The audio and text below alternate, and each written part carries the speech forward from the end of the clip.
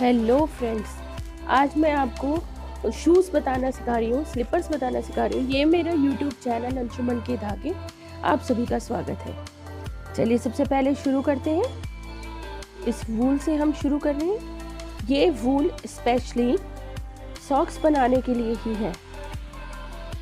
ये ओसवाल कंपनी की socks yarn ही है और ये इससे सॉक्स ही बनती है। ये इसी तरह के कलर्स में आती है, डिफरेंट कलर्स में। चलिए शुरू करते हैं। हम आज ये शूज़ जो बनाना शुरू कर रहे हैं, ये हम शुरू करेंगे अपने मैजिक नॉट से। मैजिक नॉट से शुरू करके हम सबसे पहले मैजिक नॉट बनाया हमने, फिर 3 चेन बनाएंगे। इसको हम अपना पहला डबल क्रोशिया काउंट करेंगे और उसके बाद हम 3 डबल क्रोशिया और बनाएंगे, 2 डबल क्रोशिया और बनाएंगे। शुरू करते हैं। ये है हमारा फर्स्ट डबल क्रोशिया और ये सेकंड। तो ये टोटल हमारे हो गए 3 डबल क्रोशिया। इसके बाद हम 1 चेन बनाएंगे।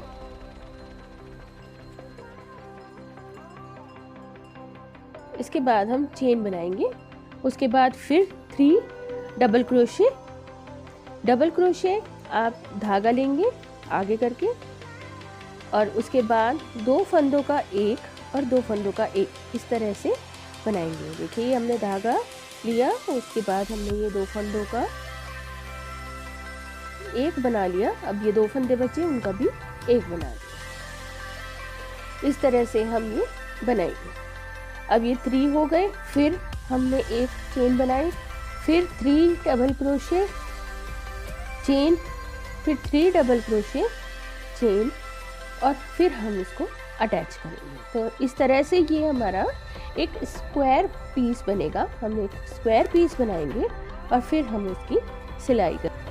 अब चेन बनाकर ये हमने लास्ट 3 ग्रुप बनाना है, मतलब एक ग्रुप बनाया है हमने 3 ग्रुप 3 डबल क्रोशिया का।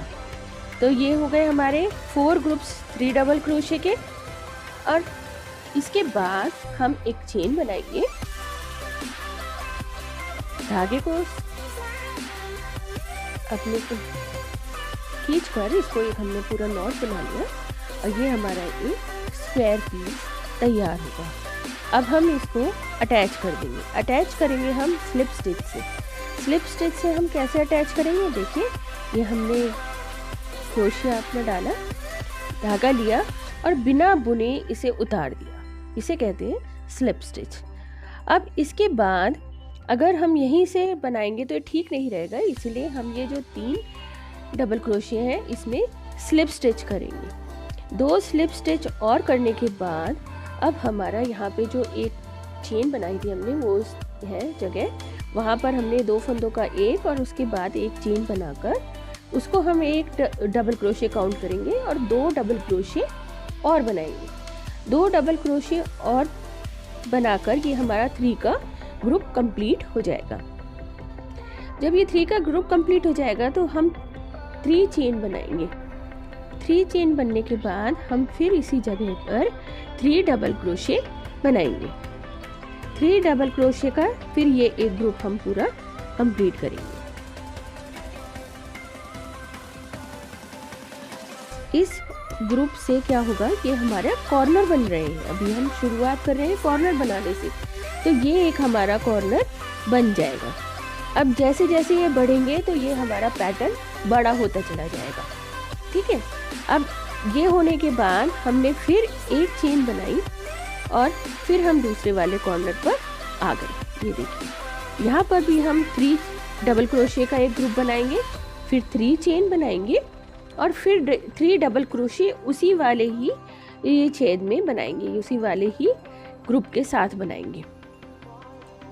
ऐसा करने से क्या होगा, ये हमारे कॉर्नर बिल्कुल साफ साफ बड़े होंगे और वहीं पे हमारे फंदे बढ़ते चले जाएंगे। हमारे फंदे बढ़ने से क्या होगा, इसका साइज़ भी बड़ा होता चला जाएगा और साइज़ बड़ा होगा तभी ये हमारा शू के लिए तैयार होगा, शू बनने के लिए तैयार होगा। शू कह लीजिए आप, स्लीपर कह लीजिए। अब ये वूल खास करके सॉक्स के लिए है, तो ये ज़्यादा मज़बूत है ऊन हमारे पैरों में जब हम सॉक्स पहनेंगे तो ये बहुत जल्दी हमारी सॉक्स ही ख़राब हो जाती है। लेकिन ये वाली वूल है जो ज़्यादा मज़बूत है, इसीलिए ये बहुत समय तक चलती है, मतलब इसकी ड्यूरेबिलिटी ज़्यादा होती है। अब यहाँ पर हमने फिर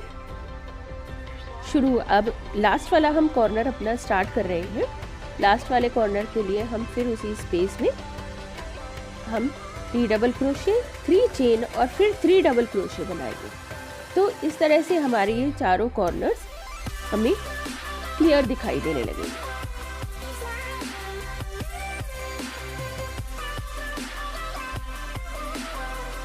थ्री डबल क्रोशे,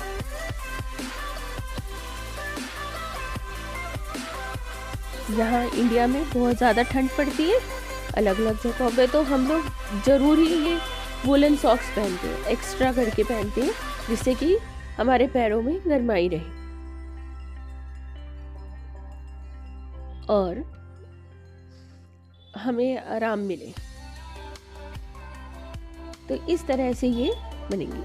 ये डिज़ाइन सबसे बेसिक डिज़ाइन है हमारा और इसे आप सब बनाने की इसे कोशिश कर सकते हैं, मतलब आप सब बना सकते हैं। जिसको थोड़ा सा भी क्रोशिया बनाना आता है वो 1 या 2 दिन में ये बिल्कुल आराम से बना लेगा। इसमें कुछ भी परेशानी या कुछ भी आपको फंदे याद रखने हैं, कोई ऐसी कुछ भी बात नहीं है।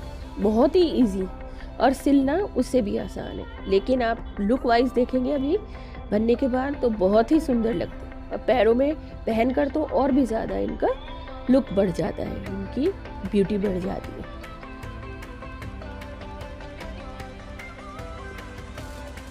ये हमने 3 चेन कर लिया। अब फिर इसी में हम 3 डबल क्रोशे बनाएंगे। सिंपल डबल क्रोशे का डिज़ाइन है, इसीलिए मैं समझती हूँ कि कोई भी परेशानी नहीं होगी आपको बुनने में। आप टीवी देखते हुए भी इसको बुन सकते हैं, अपना फेवरेट सीरियल देखिए और इसे बनाइए। आपका एंटरटेनमेंट भी हो जाएगा, साथ के साथ एक चीज़ भी तैयार हो जाएगी आपकी। और आपसे सब पूछेंगे कि आपने ये कहाँ से सीखे और कैसे बनाए, ये हमें भी बताइए। चलिए अब ये हमने स्लिप स्टिच से इसको अटैच कर लिया। स्लिप स्टिच से अटैच करने के बाद हम फिर से 2 स्लिप स्टिच और करेंगे ताकि हम उस कॉर्नर तक आ जाए। कॉर्नर तक आने से क्या होगा, आपका ये मैसी नहीं दिखाई देगा, आपका ये बहुत अच्छा दिखाई देगा, नीट, मतलब आपके काम में सफाई दिखाई देगी। और जब ऐसा होता है, सफाई दिखती है हमारे काम में, तो सभी उसको अप्रिशिएट करते हैं। यहाँ पर फिर हमने 3 डबल क्रोशे बनाए, उसके बाद 3 चेन बनाई और फिर 3 डबल क्रोशे बनाए।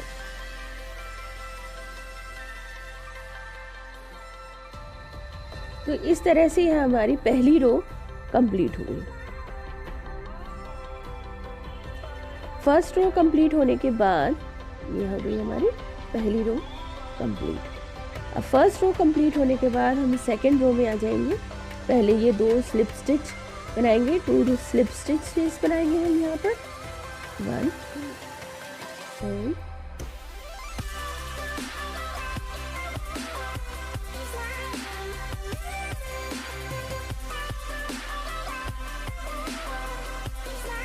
2 2 स्लिप स्टिच हमारी तैयार हो गई है।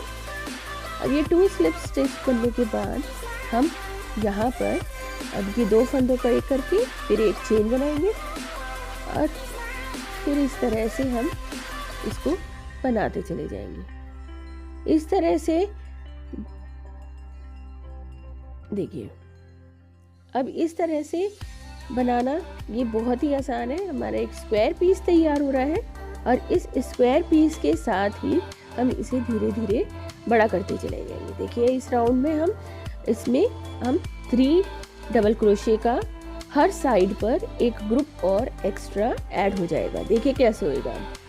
यहाँ पर 3 डबल क्रोशे बनने के बाद हमने फिर 3 चेन बनाई, उसके बाद फिर 3 डबल क्रोशे बनाया, उसके बाद एक चेन लेकर ये देखिए हमारा बीच का हिस्सा आ गया। यहाँ पर हम फिर 3 डबल क्रोशे बनाएंगे। 3 डबल क्रोशे बनाने से ये हमारा हर रो में एक 3 डबल क्रोशे का ग्रुप हमारा इंक्रीज होएगा। इसके इंक्रीज होने के साथ ही हमारा ये पैटर्न भी इंक्रीज होना शुरू हो जाएगा। जैसे जैसे ये इंक्रीज होएगा हमारा पैटर्न भी बड़ा होता चला जाएगा।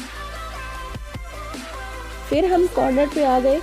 कॉर्नर पे फिर हम 3 डबल क्रोशे करेंगे, 3 चेन, फिर उसी जगह पर फिर 3 डबल क्रोशे और करेंगे और उसके बाद फिर हम आगे बढ़ेंगे।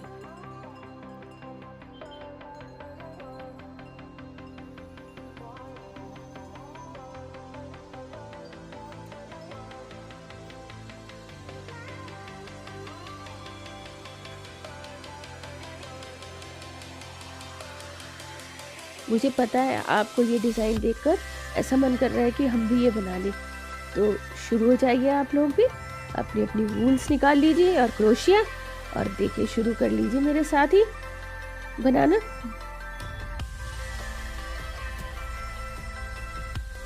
ये 3 चेन, फिर उसी जगह पर हमने ये 3 डबल क्रोशे करे हैं और ये 3 डबल क्रोशे करने के बाद अब आप देखेंगे हमें 1 चेन बनानी है।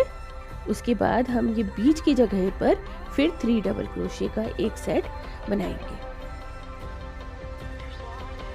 ये देखिए 1 2 और ये 3 डबल क्रोशे,